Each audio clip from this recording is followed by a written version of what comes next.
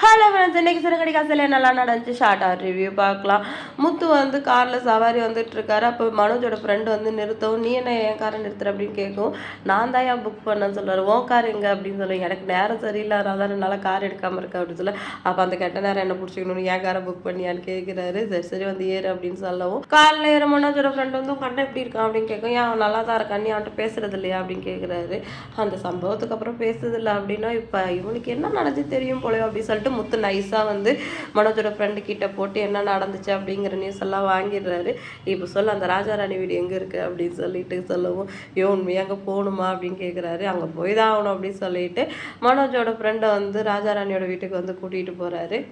அங்கே போகிறவரு அவங்களுக்கு சாதாரணமாக பேசுகிற மாதிரி, எங்கள் அண்ணன் உங்ககிட்ட நடந்துட்ட தப்பு தான், அதை அவனை அப்படியே விட முடியுமா, இதெல்லாம் எங்கள் வீட்டுக்கு தெரிஞ்சானோ, அதனால் நீங்கள் என்ன பண்ணுறீங்க, இதெல்லாம் என் கூட வந்து எங்கள் அப்பா அம்மா கிட்ட சொல்கிறீங்க, அப்போ தான் அவன் யோகி தண்டனை எங்கள் வீட்டில் இருக்க எல்லாருக்கும் தெரியும் அப்படி சொன்னவொடனே அந்த ராஜாராணி 2 பேரும் ஜகா வாங்குறாங்க. இப்போ நீங்கள் சொல்கிறீங்களா நம்ம போலீஸ்க்கு போயிடலாமா அப்படின்னோம்.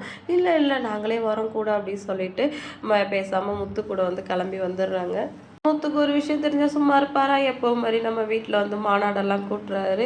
எல்லாரும் வாங்க, பழக்குரல் வா, ரவி வா, மைனா வா, அப்பா அம்மா எல்லாரும் வாங்க அப்படின்னு சொல்லிட்டு எப்போ மாதிரி மாநாடை கூட்டுறாரு. ஏன்டா இப்போ என் பேரை சொல்லி ஏலம் போட்டுட்ருக்க அப்படின்னு சொல்லிட்டு மனோஜ் வரவும், நீ வந்து அநியாயத்துக்கு எதிராக குரல் கொடுத்தல்ல, அந்த பொண்ணை வந்து கூட்டிகிட்டு வந்திருக்க அப்படின்னு சொல்லிட்டு ராஜாவும் ராணியை கூட்டிகிட்டு வந்துருந்து பார்த்த உடனே மனோஜ் வந்து ஷாக் ஆகிட்டுறாரு. இவன் எதுக்கு இவங்களை கூட்டிகிட்டு வந்தான்னு தெரியலையே அப்படின்னு சொல்லிட்டு, அப்பா இவனுக்கானே வந்து இந்த பொண்ணுக்கிட்ட தப்பாக நடந்துக்க முயற்சி பண்ணியிருக்கான் அப்படின்னு சொன்னோடனே ரோஹிணிக்கும் வந்துடுது.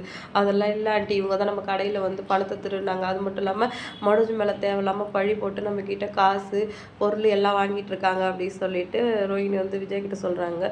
ஓ இந்த வேலைலாம் வர பண்ணுறியா, நான் வந்து என் பிள்ளை சந்தேகப்பட மாட்டேன், அவன் வந்து நல்லவன் அப்படின்னு சொல்லிட்டு விஜய் சொல்கிறாங்க.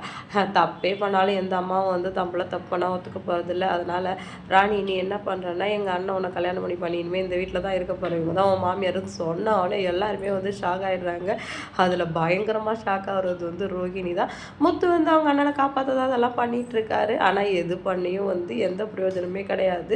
ரோஹிணிக்கும் சரி மனோஜுக்கும் சரி அந்த நன்றி எப்பவும் வரப்போகிறதில்லை. இப்போ ராஜாராணி வந்து அவங்க வாயால் உண்மையை சொல்கிறாங்களா, என்னெல்லாம் நடக்க போகுது அப்படின்னு சொல்லிட்டு வெயிட் பண்ணி பார்க்கலாம். வீடியோ பிடிச்சா லைக் பண்ணிக்கோங்க. அடுத்த ஒரு சூப்பரான வீடியோட நான் அவங்கள மீட் பண்ணுறேன். டாட்டா பாய்.